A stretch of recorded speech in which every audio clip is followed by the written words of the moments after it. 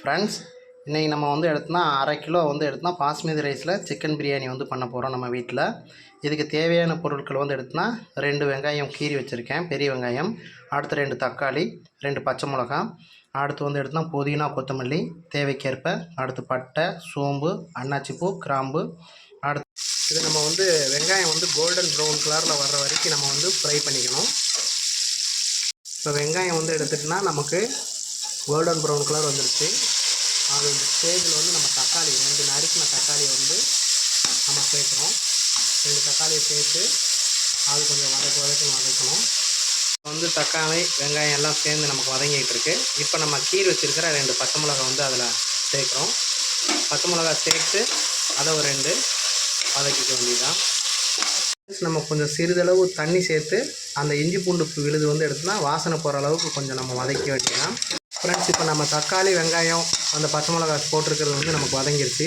இந்த ஸ்டேஜில் வந்து நம்ம என்ன பண்ணியிருக்கோம்னா அந்த அரைச்சி வச்சுருக்கிற இஞ்சி பூண்டு பேஸ்ட்டு, இந்த இஞ்சி பூண்டு விழுதை வந்து எடுத்துன்னா நம்ம தேவைக்கேற்ப சேர்த்து வச்சுருக்கோம். அதை வந்து நம்ம போட்டு மிக்ஸ் பண்ண வேண்டியதான். அந்த புதினா கொத்தமல்லியை போட்டு நம்ம வதக்கிக்கணும்.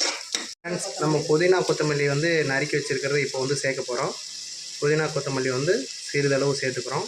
சிறிதளவு சேர்த்துட்டு அதை கொஞ்சம் வதக்கி விடுறோம். ஃப்ரெண்ட்ஸ், நம்ம வந்து வாங்கி வச்சுருக்கிற ஒரு 1/2 kg சிக்கனை வந்து மஞ்சள் போட்டு கொஞ்சம் நேரம் அதை வாஷ் பண்ணி எடுத்து வச்சுக்க வேண்டியதான்.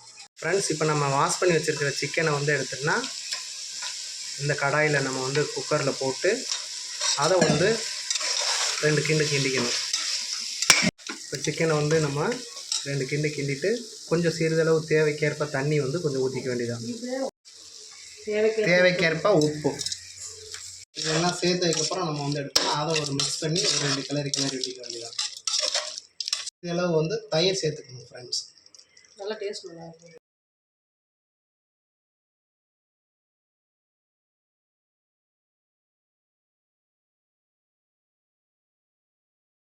ஒன்னேகால் கப்பு வந்து நம்ம அரிசி எடுத்துருக்கோம். அதுக்கு வந்து எடுத்தோம்னா நம்ம 2.5 கப்பு வந்து எடுத்தோம்னா தண்ணி ஊற்றுறோம். 1 2 நம்ம வந்து மிக்ஸ் பண்ணி விட்டு உப்பு தேவையாக இருக்கா எவ்வளோங்கிறத பார்த்துட்டு தேவைக்கேற்ப உப்பு வந்து சேர்த்துக்க வேண்டியதான்.